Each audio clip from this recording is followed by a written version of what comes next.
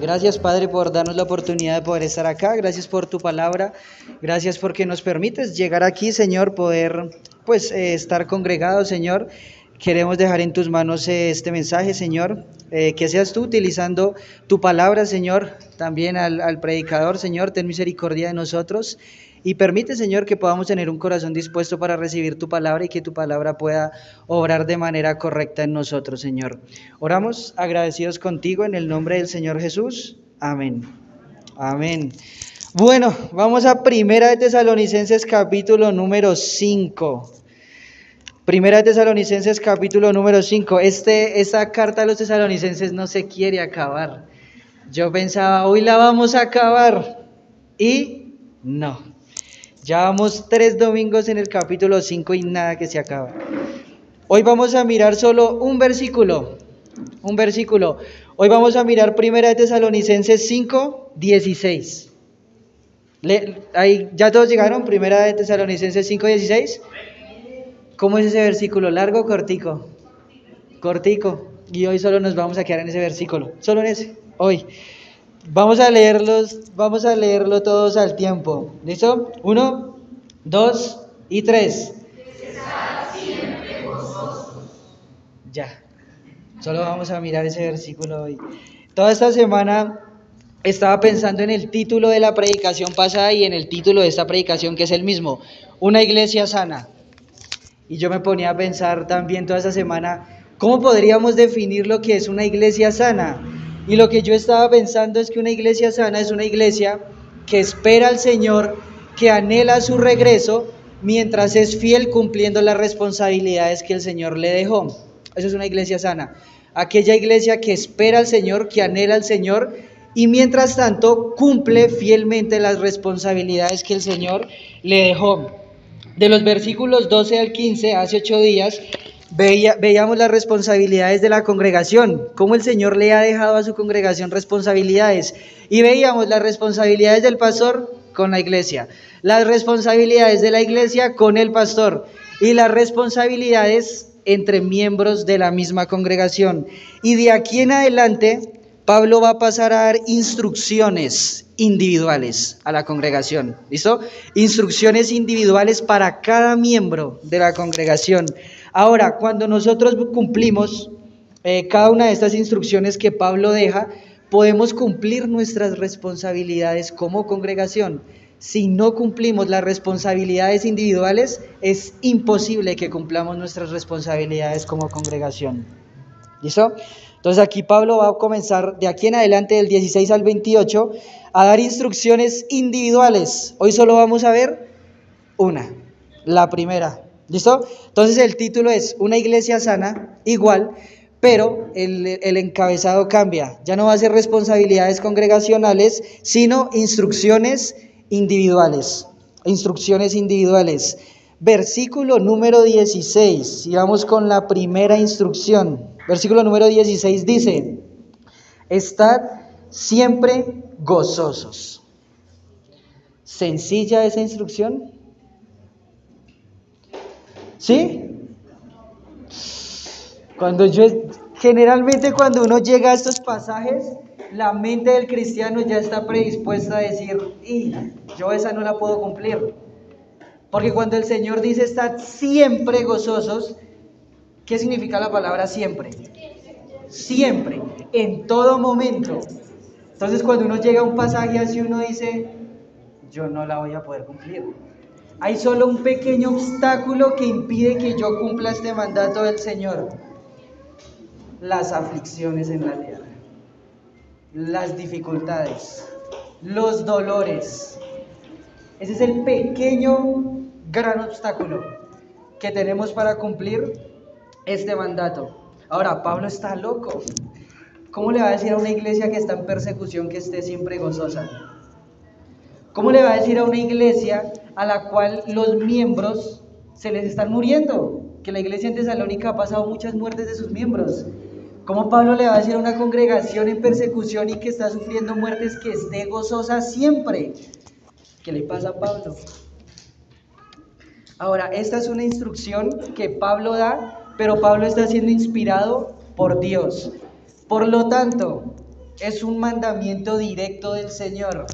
Por lo tanto, si no lo cumplo, estoy desobedeciendo al Señor. Por lo tanto, si no la estoy cumpliendo, estoy infringiendo la ley del Señor directamente y estoy en oposición a su palabra y estoy en pecado. ¿Cómo así? O sea que si yo no estoy gozoso, siempre estoy desobedeciendo al Señor. Sí, que la palabra es clara. Estar gozosos siempre. Estar gozosos siempre. Pero primero, antes de pasar a explicar este mandato, quiero que pensemos por un momento quién es el conducto humano que Dios usa para darnos este mandato. ¿Quién es la persona humana que escribe este mandato? El apóstol Pablo, ¿cierto? El apóstol Pablo. ¿Será que Pablo tiene autoridad para decir estad siempre gozosos en todo momento? Ahora, si me lo dice, yo no sé, un rey que está en su palacio, que nunca sufre nada, que está en sus comodidades y me dice, tú tienes que estar siempre gozoso. Es como difícil creerle.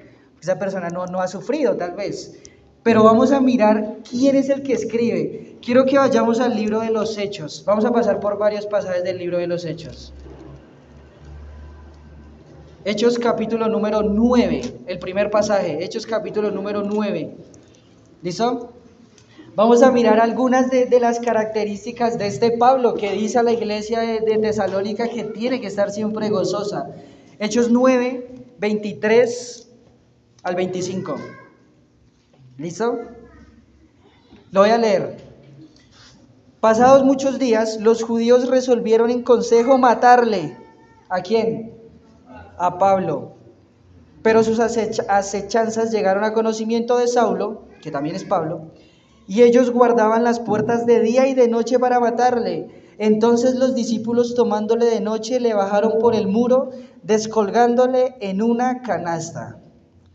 El que escribe esta instrucción es aquel que apenas se convirtió, lo primero que le pasó es que lo querían matar.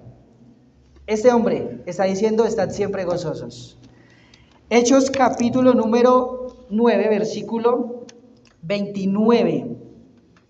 Dice, y hablaba denodadamente en el nombre del Señor y disputaba con los griegos, pero estos procuraban matarle. Ya no eran solo judíos. Aquí cuando dice griegos se refiere a gentiles, personas que no eran judías. Entonces, apenas Pablo se convierte, lo quieren matar. Pero no solo los judíos, no solo los del pueblo de él. También los extranjeros quieren matar a Pablo. Este Pablo es el que escribe, estad siempre gozosos. Capítulo número 13 de Hechos. Hechos capítulo número 13, versículo número 50. 13:50.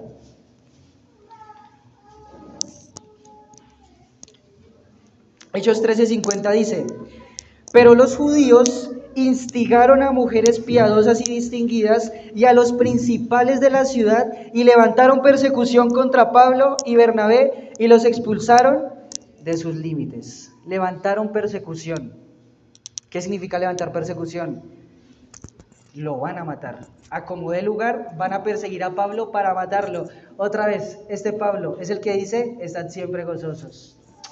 Hechos capítulo número 14, versículo número 5, dice, pero cuando los judíos y los gentiles juntamente con sus gobernantes se lanzaron a afrentarlos, ¿y a qué? Y a apedrearlos. Pablo fue apedreado por todo un pueblo. Este Pablo que está siendo apedreado, que fue apedreado, es el que dice, están siempre gozosos. Versículo 19 y 20, hay de Hechos 14, versículo 19 y 20 dice, entonces vinieron unos judíos de Antioquía y de Iconio, que persuadieron a la multitud, y habiendo apedreado a Pablo, le arrastraron fuera de la ciudad, pensando que estaba muerto. Este Pablo lo apedrearon de tal manera que toda la ciudad pensaba que Pablo ya estaba muerto. Este Pablo es el que le dice a la iglesia en Tesalónica, estad siempre gozosos. Hechos capítulo número 16. Hechos capítulo número 16.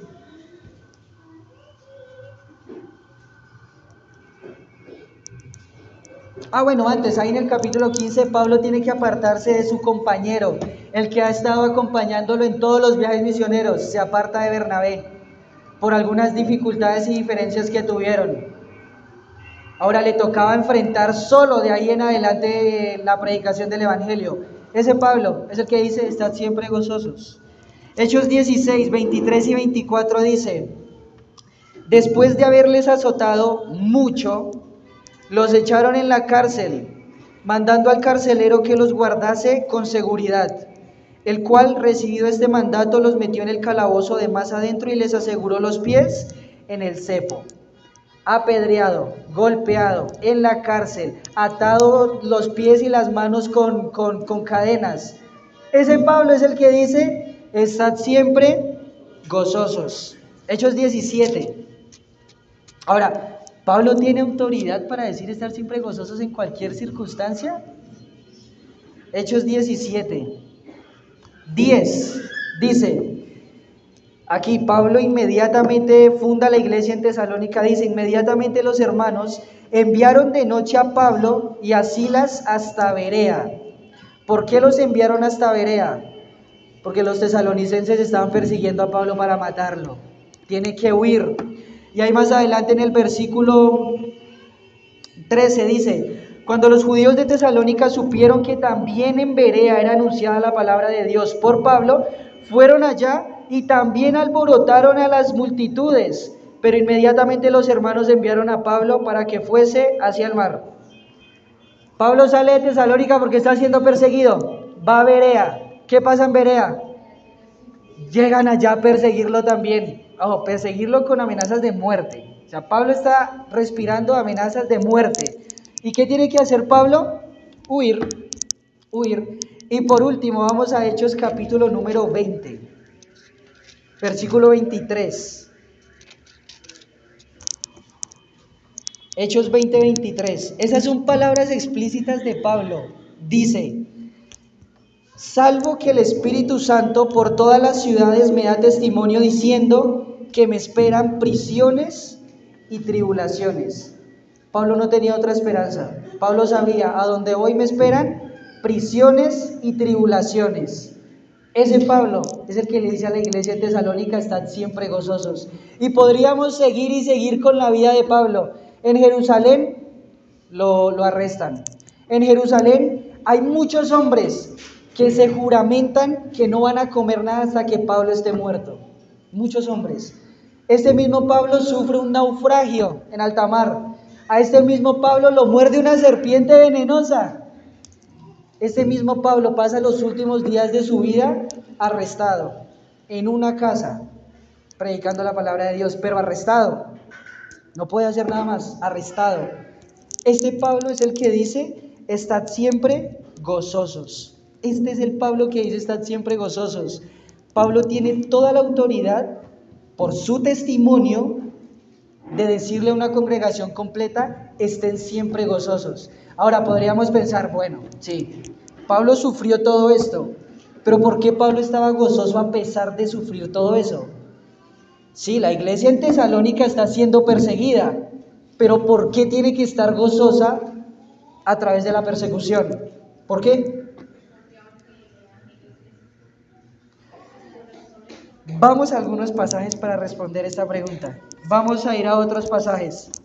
¿Listo? Porque es muy fácil estar gozosos cuando todo va bien. Es fantástico. Pero lo difícil es estar gozosos cuando las circunstancias empiezan a ser complicadas. Y es en ese contexto, cuando todo está siendo complicado, que Pablo da la orden, inspirado por Dios, que dice, estad siempre gozosos. Aún más en la aflicción y en la dificultad. Quiero que vayamos a Romanos capítulo número 5. ¿Por qué tenemos que estar gozosos en todo momento, en especial en la tribulación, en las dificultades? ¿Por qué? Romanos 5, versículos del 1 al 5. ¿Listo? Romanos 5, del 1 al 5 dice, justificados pues por la fe tenemos paz para con Dios por medio de nuestro Señor Jesucristo, por quien también tenemos entrada por la fe a esta gracia en la cual estamos firmes y nos gloriamos en la esperanza de la gloria de Dios. Y no solo esto, sino que también nos gloriamos en las tribulaciones, sabiendo que la tribulación produce paciencia, y la paciencia prueba, y la prueba esperanza, y la esperanza no avergüenza, porque el amor de Dios ha sido derramado en nuestros corazones por el Espíritu Santo que nos fue dado. Ahí en el versículo 3 dice, y no solo esto, hace referencia a lo que Pablo está diciendo antes. Pablo está diciendo, nosotros somos justificados por la fe. Al ser justificados por la fe, tenemos paz para con Dios. Al ser justificados por la fe, tenemos salvación. Al ser justificados por la fe, tenemos ahora una relación genuina con Jesucristo. Pero no solo esto, versículo 3, sino que también al ser justificados por la fe, nos gloriamos en las tribulaciones.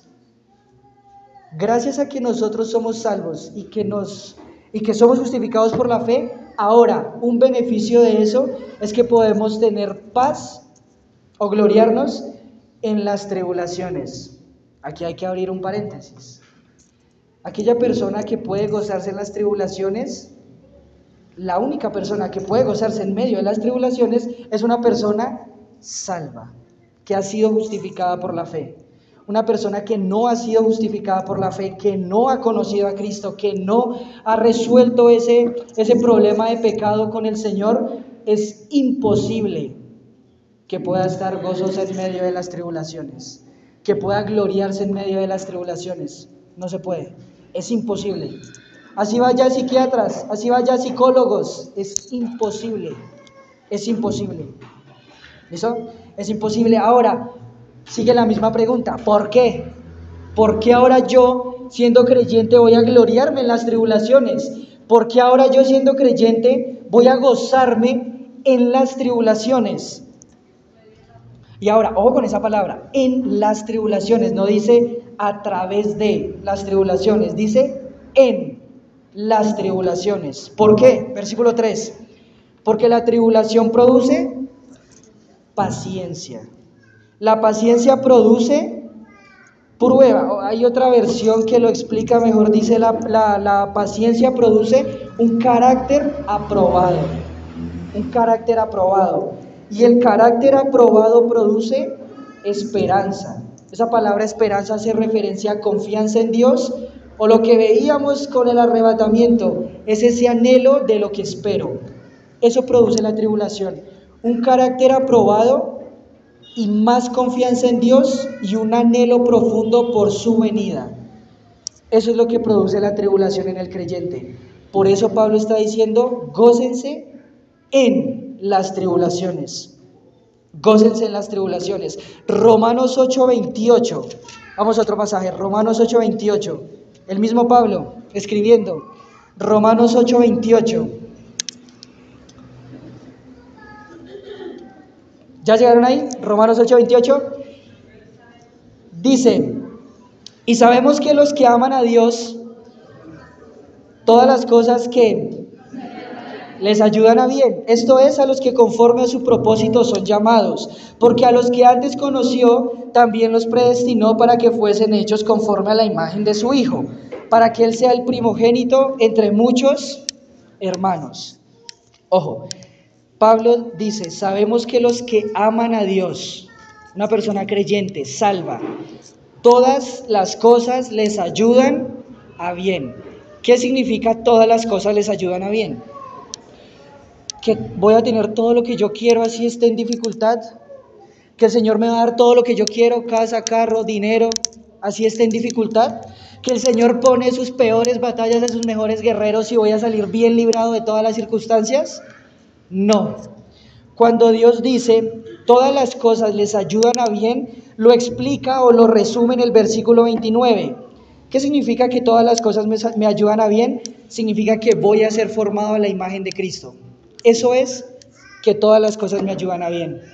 Esa palabra bien significa que yo voy a ser formado a la imagen de Cristo.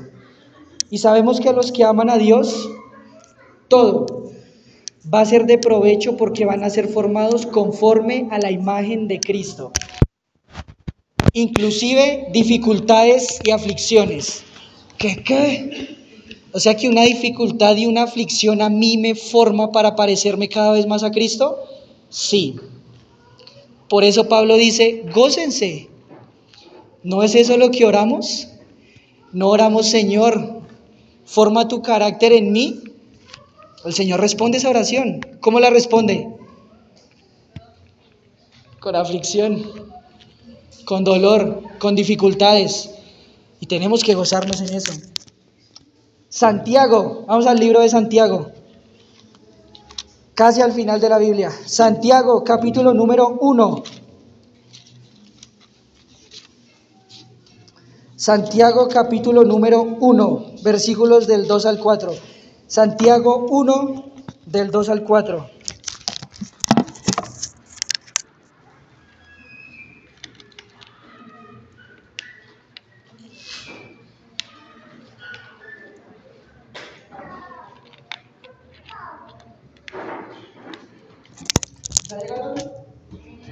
Dice, hermanos míos, tened por sumo gozo cuando todo en la vida vaya bien.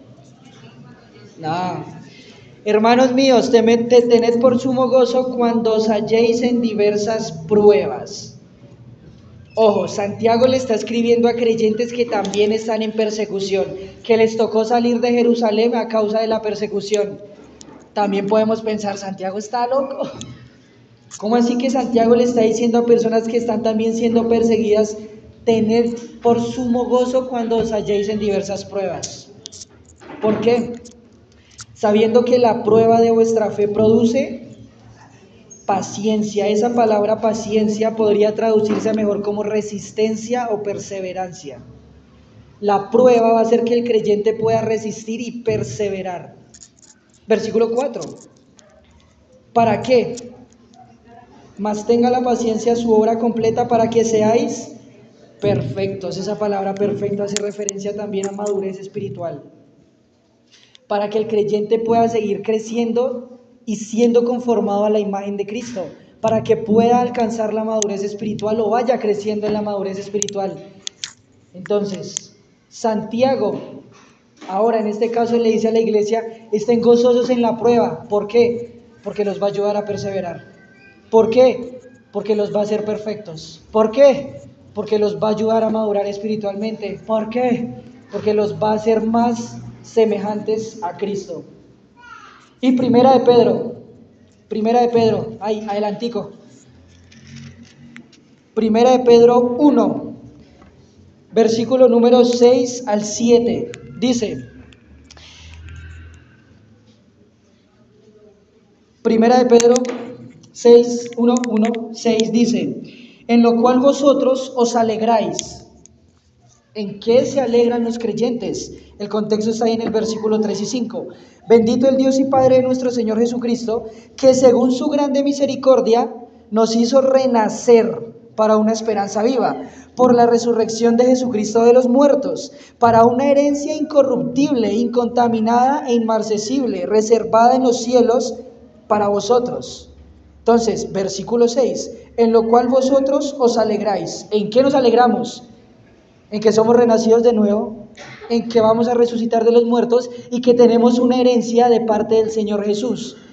Pero Pedro sigue diciendo, ustedes se van a alegrar por eso, aunque sea necesario que por un poco de tiempo tengan que ser afligidos por diversas pruebas. Uy. Aquí Pedro está diciendo, todo cristiano tiene que ser afligido. Todo cristiano tiene que ser afligido. Pero ¿cómo así? Luego yo no llegaba a la vida cristiana y todo era color de rosa, ya se me acababan las preocupaciones, todo me iba a salir bien. No. Aquí Pedro está diciendo, todo cristiano tiene que ser afligido y va a ser afligido. ¿Para qué? Versículo 7. Para que sometida a prueba vuestra fe, mucho más preciosa que el oro, el cual, aunque perecedero, se prueba con fuego, sea hallada en alabanza, gloria y honra cuando sea manifestado Jesucristo. Pedro está diciendo, el oro es precioso, pero el oro tiene que pasar por fuego para quitar todas las impurezas que haya. Pero hay algo más precioso que el oro, y es la fe. Y la fe también tiene que ser pasada por fuego, tiene que ser probada. Y va a ser probada pasando por el fuego de la aflicción. Es ahí donde el Señor prueba la fe. Es ahí donde el Señor limpia la fe. Es ahí donde el Señor quita los mugres que hay en la fe, la purifica. ¿Para qué? Para que sea hallada en alabanza, gloria y honra para Jesucristo. Todo cristiano tiene que ser afligido para probar la fe. Pero aún en ese momento, Pedro dice, igual ustedes van a estar gozosos en ese momento, por lo que el Señor Jesús ya les tiene reservado. Ahí tienen que estar gozosos en medio de la prueba. Y el último, Primera de Pedro 4. Primera de Pedro 4, 12 al 16 dice, Primera de Pedro 4, amados, no os sorprendáis del fuego de prueba que os ha sobrevenido, como si alguna cosa extraña os aconteciese.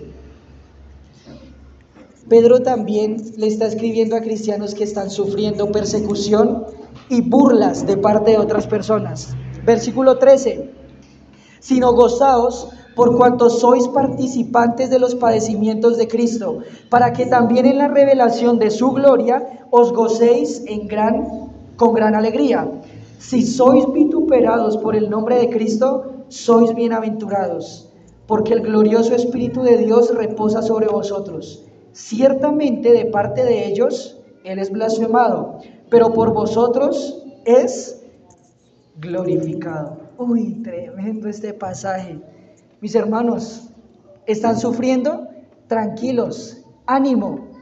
Tienen que gozarse primero porque están siendo partícipes de los sufrimientos de Cristo. Y segundo, porque las personas que los están afligiendo, ellos blasfeman el nombre de Cristo.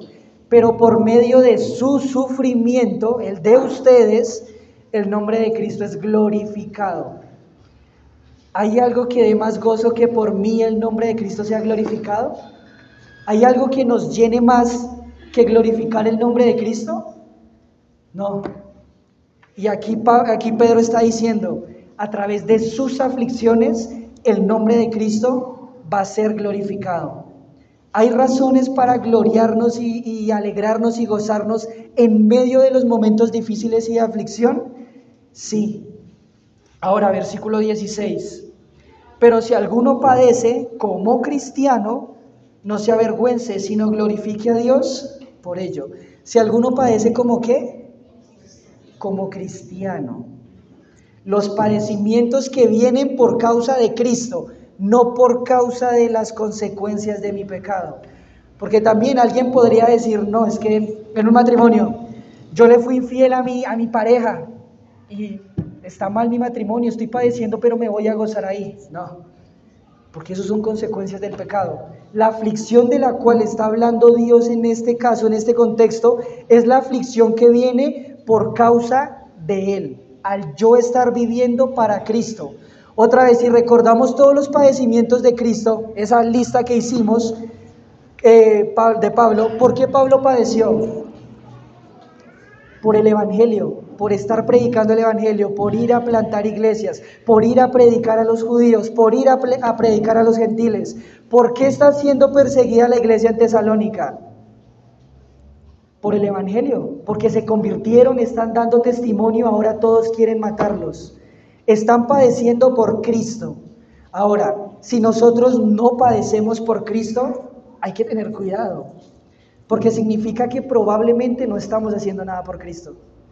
Porque el Señor Jesús también nos dejó eso claro. El día en que ustedes empiecen a vivir para mí, a hacer cosas para mí, a servirme a mí, ese día van a empezar a chocar con el mundo. ¿Y qué va a hacer el mundo? Perseguirlos. Va a haber persecución. Siempre me acuerdo a Jonathan. Siempre me acuerdo a Jonathan, allá en el trabajo, siempre dicen, no, pero es que allá tengo dos compañeros de trabajo que me molestan, y uy, el cristianito, el cura, el pastor, y lo único que podemos pensar es, gloria a Dios, porque Jonathan está haciendo luz en medio del mundo. Está sirviendo a Cristo en ese contexto. ¿Y qué va a hacer el mundo? Afligirlo. Si nosotros no estamos siendo afligidos por causa de Cristo, significa que no estamos haciendo nada por Cristo. Y eso es una alerta grande. Es una alerta grande.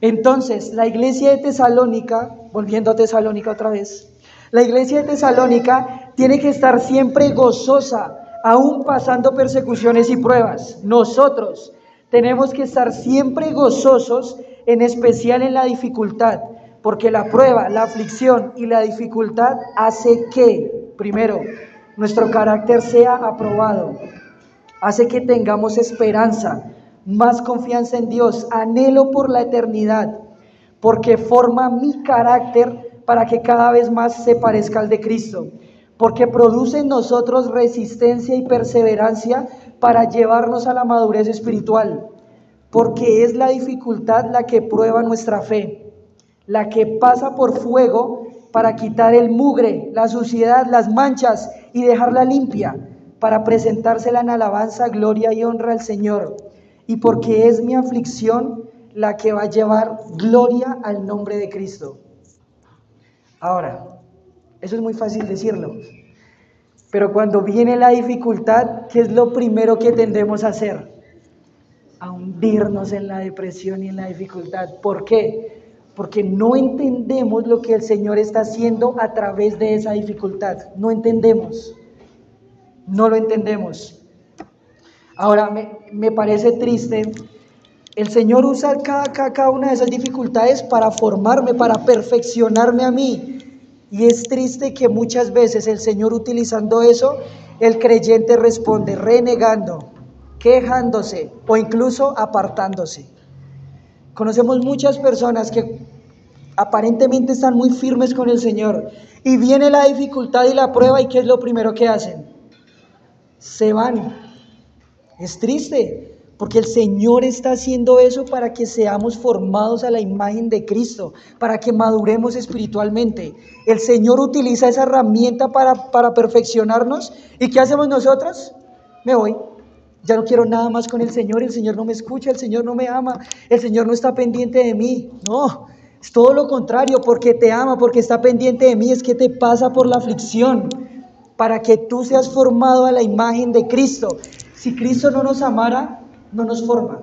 Si Cristo no nos ama, no nos perfecciona. Si Cristo no nos ama, no nos hace crecer espiritualmente. Si Cristo no nos ama, no nos hace pasar por pruebas. Pero porque nos ama y se preocupa por nosotros y nuestra fe es preciosa para Él, es que nos hace pasar por el fuego de la prueba y de la aflicción. Ahora, ¿sí se dieron cuenta que cada uno de estos frutos que produce la dificultad son frutos para la eternidad y no para lo terrenal? No son frutos para aquí, para la tierra. Por eso es que un corazón que está tan aferrado a la tierra nunca va a recibir con gozo la aflicción. Nunca, porque no promete beneficios terrenales.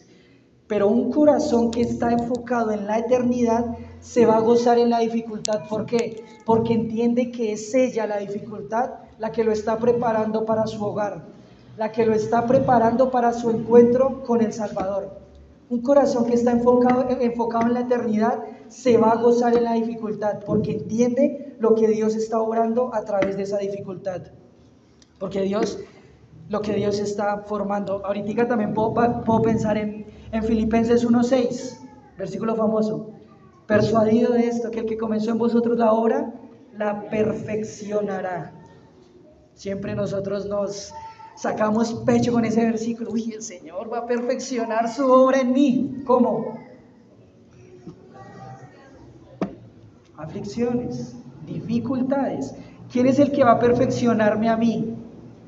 Dios. Así que, ¿quién es el que va a permitir las aflicciones en mi vida? Dios. ¿Para qué? Para perfeccionarme. Para perfeccionarme.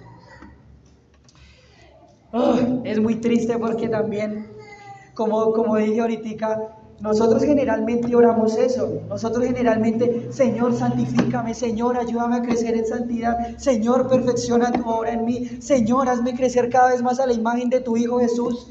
Y el Señor es fiel. Y el Señor responde esa oración y nos hace pasar por la dificultad. ¿Y cómo respondemos al Señor cuando el Señor responde esa oración? Es muy triste ver nuestra respuesta frente a la obra del Señor en nuestras vidas. Yo pienso, el Señor se deleita cuando nuestra respuesta es coherente a la obra que Él está haciendo en nosotros. Pero el Señor nos perfecciona, tristes. El Señor está haciendo su obra en nosotros, tristes y afligidos. El Señor está formando su carácter en nosotros, tristes. No.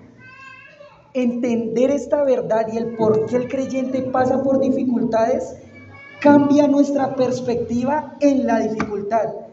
Después de entender esto, el creyente no puede pasar la dificultad de la misma manera. El creyente ya no se puede desanimar de la misma manera en la dificultad. Cuando vengan las dificultades, lo único que va a estar en nuestra mente es: esto trae gozo, porque el Señor sigue formando su obra en mí. Y ahora, ¿hay algo más glorioso que Cristo nos esté perfeccionando? No. ¿Hay algo más glorioso que mi carácter se esté pareciendo cada vez más al de Cristo? No. ¿Hay algo más glorioso que el Señor me esté preparando para la eternidad? No. Pero ¿cuál es el medio que el Señor usa? La aflicción. Me pongo a pensar, generalmente nosotros queremos tener un buen cuerpo sin ir al gimnasio. Queremos tener un buen cuerpo sin comer bien. Queremos el resultado, pero no queremos el proceso. Y con Dios no es así. Tenemos que amar el proceso para disfrutar el resultado. Tenemos que gozarnos en el proceso para deleitarnos en el resultado que el Señor haga en nosotros. Hay una letra de una canción, y ya vamos terminando. Hay una letra de la canción Rey de Reyes que siempre me anima mucho. Hay una frase que dice: para revelar tu reino y alcanzar al pecador, a la cruz no te negaste para darnos salvación. Aún en tu sufrimiento tú veías más allá, no pensaste en el precio, te entregaste en mi lugar. Yo creo que la mayor tribulación que pudo haber existido en el mundo es la cruz para el Señor Jesús. Y el Señor Jesús no se negó a la cruz. ¿Por qué no se negó a la cruz si era la mayor dificultad de la historia? Porque Cristo sabía el fruto de esa aflicción. En Isaías dice que Jesús, viendo el gozo puesto delante, padeció y con gozo fue a la cruz. ¿Por qué? Porque Cristo nos vio a nosotros. Y aunque Él sabía que ese padecimiento iba a ser tremendo, se gozó en eso, porque vio el fruto que eso iba a producir. Ahora, ¿nosotros somos más que Cristo? ¿Nos creemos más que Cristo? Él es nuestro maestro. Ese es el ejemplo que nosotros tenemos que seguir. En la dificultad, mirar el fruto que va a producir esa dificultad. Y no hay fruto más maravilloso que la madurez espiritual. Que nuestro carácter sea formado al de Cristo. Que el Señor esté perfeccionando nuestra obra. No hay fruto mayor que ese. Entonces, regresando a 1 Tesalonicenses y terminamos. Regresando a 1 Tesalonicenses. Teniendo en cuenta todo ese contexto, teniendo en cuenta lo que produce la aflicción en el creyente, es que Pablo da la primera instrucción a la iglesia y dice: estad siempre gozosos. En medio de la tribulación, estad siempre gozosos. ¿Están siendo perseguidos? Estad siempre gozosos. ¿Están muriendo los miembros de su congregación? Estad siempre gozosos, porque ustedes están siendo formados a la imagen de Cristo, porque Cristo los está perfeccionando. Estad siempre gozosos. Estad siempre gozosos. Y el último ejemplo, y con este termino, el último. Pienso también en la historia de José. ¿Recuerdan a José de Egipto? Sufrió demasiado. En algún momento la Biblia nos relata que él renegó. No. En algún momento nos relata que tuvo desánimo. Ahora, probablemente pudo haber tenido desánimo, pero la Biblia no nos lo relata. ¿Con qué actitud afrontó José cada una de esas dificultades? Él al final puede decirle a los hermanos: tranquilos, ustedes me hicieron mal, pero Dios tenía un propósito con eso.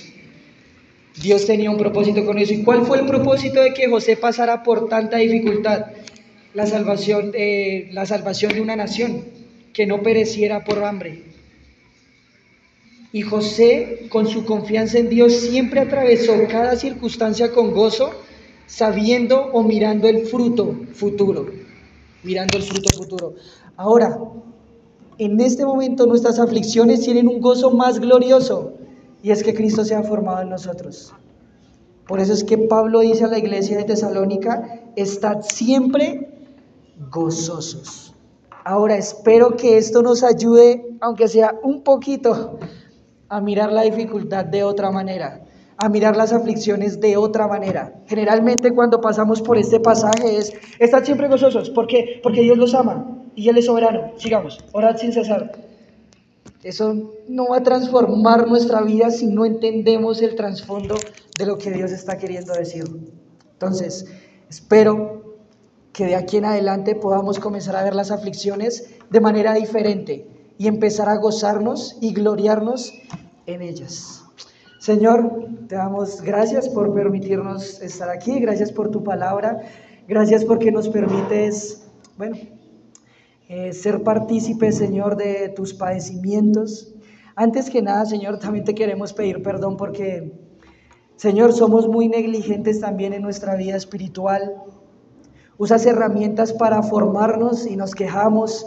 Usas herramientas para santificarnos y no las queremos. Usas herramientas, Señor, para que nos parezcamos cada vez más a ti y nos apartamos. Perdónanos, Señor, porque muchas veces nuestro corazón demuestra que estamos todavía en la tierra, que no anhelamos la eternidad, que no nos importa crecer espiritualmente. Perdónanos, Señor, porque con nuestras actitudes demostramos que no nos importa, Señor, la eternidad, que no nos importa ser cada vez más como tú, que no nos importa tener los frutos del Espíritu, que no nos importa nada de eso, Señor. Queremos simplemente nuestro bienestar, anhelamos la tierra, Señor, y perdónanos. Perdónanos, Señor, porque no entendemos muchas veces las razones por las cuales obras, y lo primero que hacemos es blasfemar tu nombre, es apartarnos, es quejarnos, Señor, perdónanos. Pero te damos gracias, Señor, por las aflicciones que produces en nuestras vidas, Señor. Te damos gracias por los periodos de prueba por los que nos permites pasar. Te damos gracias, Señor, por el fuego de la aflicción por el cual nos pasas, porque es allí, Señor, y así lo has decidido en tu soberanía y en tu sabiduría. Es allí, Señor, en donde vamos a ser perfeccionados. Es allí donde nuestra fe va a ser probada, Señor. Es allí en donde nuestra fe va a salir aprobada para ti. Y es allí, Señor, donde tu nombre va a ser glorificado a causa de nosotros. Gracias, Señor, por las aflicciones. Y perdónanos, Señor, si cuando vienen las aflicciones a nuestra vida nos hundimos en la tristeza, nos hundimos en la depresión. Te pido, Señor, que entendiendo esta verdad, que entendiendo tu palabra, Señor, que entendiendo el propósito por el cual las permites, empiece a transformar nuestra mente, Señor. Empecemos a tener gozo en toda circunstancia de nuestra vida, Señor, aún cuando estemos pasando por dificultades, Señor. Ayúdanos a tomar tu ejemplo, ayúdanos a tomar ese ejemplo, Señor, que aún estando en la cruz y padeciendo la tribulación más grande que pudo haber existido en la tierra, tú tenías gozo, porque sabías lo que eso iba a producir. Estábamos en tu mente, Señor, y por eso no te bajaste de esa cruz, por eso estuviste dispuesto a soportar los clavos, los látigos, las espinas, la lanza, porque sabías lo que eso iba a producir, Señor. Ayúdanos a tomar ese ejemplo y de aquí en adelante recibir las aflicciones con gozo, Señor, sabiendo lo que eso va a producir en nosotros. Madurez, crecimiento espiritual y que Cristo sea formado en nosotros. Ayúdanos a poder cumplir este mandato, Señor, a no seguir infringiendo tu ley con este mandato. Ayúdanos a poder estar gozosos en todo momento, como Pablo, en todo momento, Señor. Oramos agradecidos contigo en el nombre del Señor Jesús. Amén.